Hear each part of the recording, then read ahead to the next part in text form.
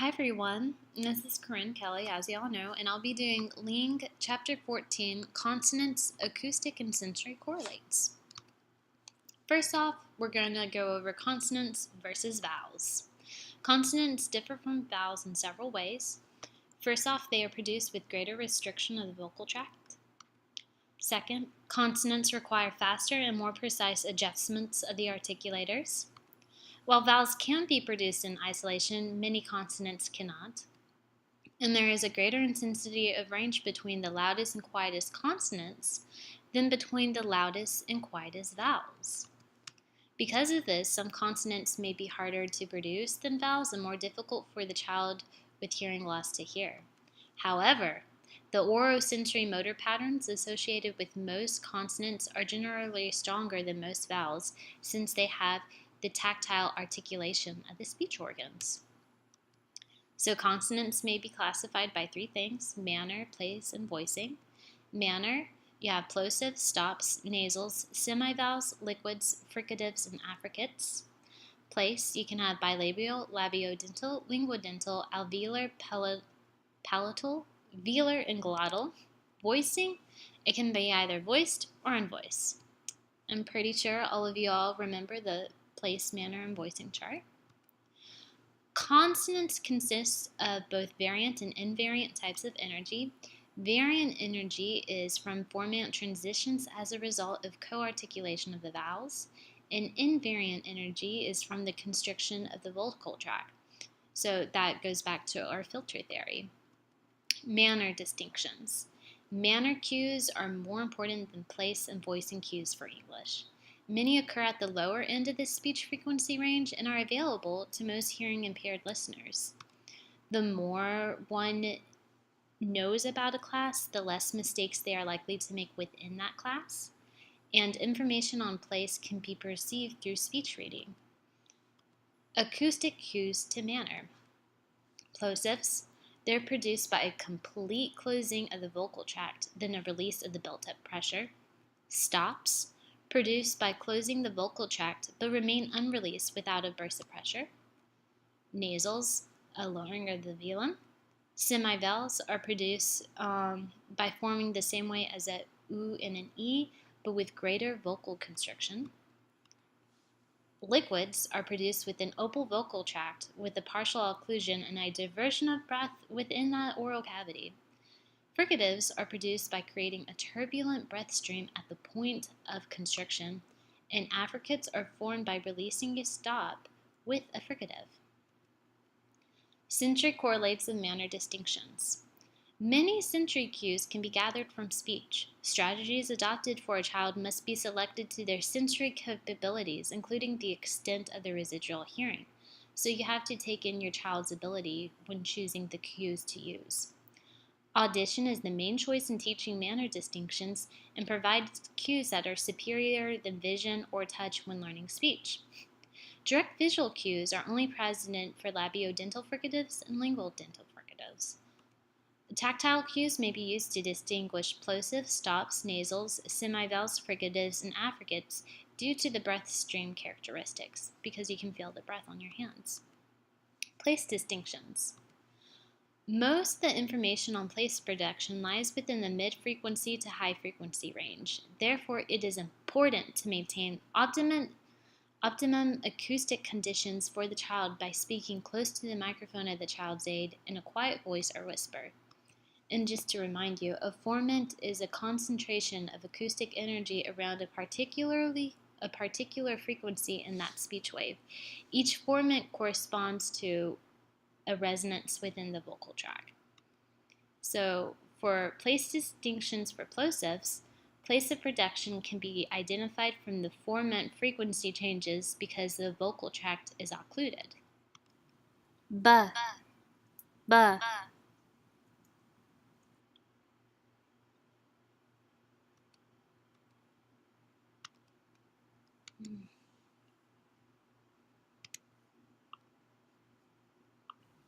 B, b.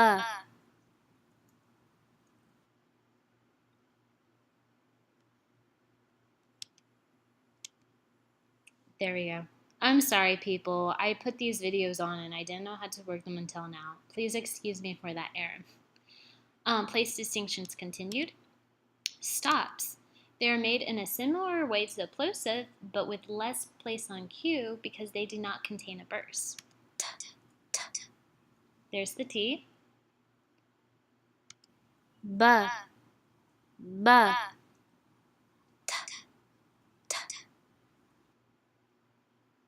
And there's the B compared to the T, the plosive to the stop.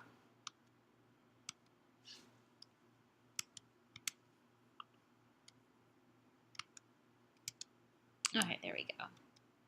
Nasals. You may have a weakening of the F2 and F3 transitions when they are nasalized through coactivation.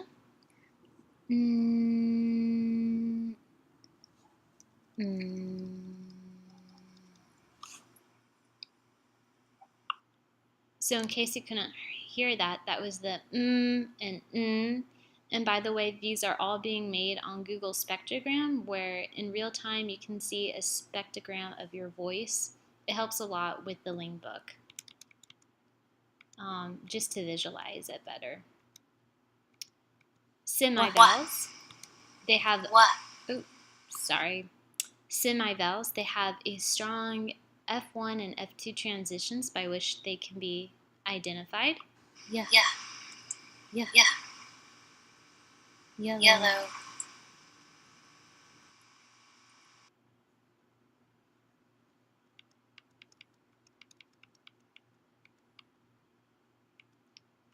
And then liquids. Oh, I'm sorry, I don't know why they're doing that. Okay, anyways. Liquids, their discrimination cannot be based on place cues because of the degree of palatalization and velarization and lip rounding for these consonants.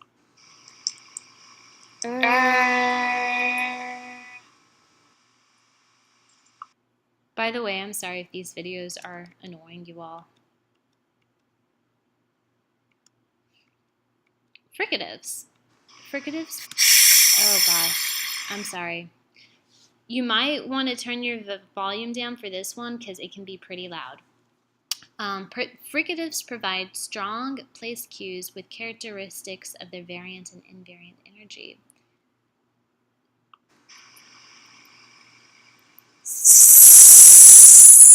Yeah, isn't that awful? There's the S, and there's the sh. And I think it's interesting to note that you can see just how high their frequency is and can visualize why it might be harder for a child with hearing loss to hear those fricatives.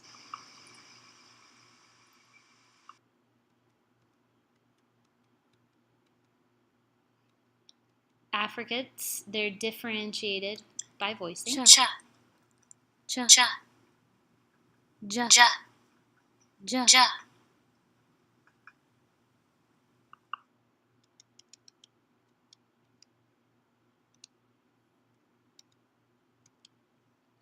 So the sensor correlates the place distinctions. Auditory cues on place of production are classified mainly by the invariant energy contained within the F1 and F2 transitions.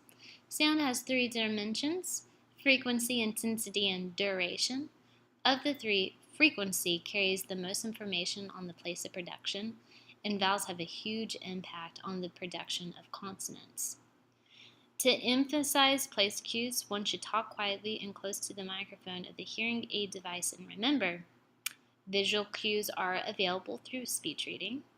However, the place and extent of constriction cannot be visualized for alveolar, palatal, and velar sounds. Therefore, manner distinctions should be taught to discriminate between sounds that share places of production. And tactile cues are rarely used to teach place of production. Voicing distinctions. Cues on voicing are carried by low frequency information, and durational cues tend to be the strongest. Acoustic cues to voicing are initial plosives, mainly cued by the voice onset time, stops cued by the duration of the preceding vowel, fricatives. Voicing and turbulence occur almost at the same time, but turbulent and unvoiced fricatives are usually stronger than those in the voiced fricatives. Affricates signaled as being voiced or unvoiced, much in the same way as stops and frigatives. Continued. The sensory correlates of voicing distinctions, auditory discrimination of voiceless distinction by hearing impaired listeners remains good, so they can hear the difference between voice and voiceless for the most part. Intensity cues can help contribute to voiceless distinctions. Visual cues on voicing are for the most part weak. It's hard to see your larynx vibrate, I guess. And tactile cues on voicing can be derived through feeling the vibration of the larynx, chest, or face of the speaker. So this is the end of chapter 14, and I hope you all learned something, and I hope I didn't disappoint Ling too much and that he's not rolling over in his grave. Okay, have a great day.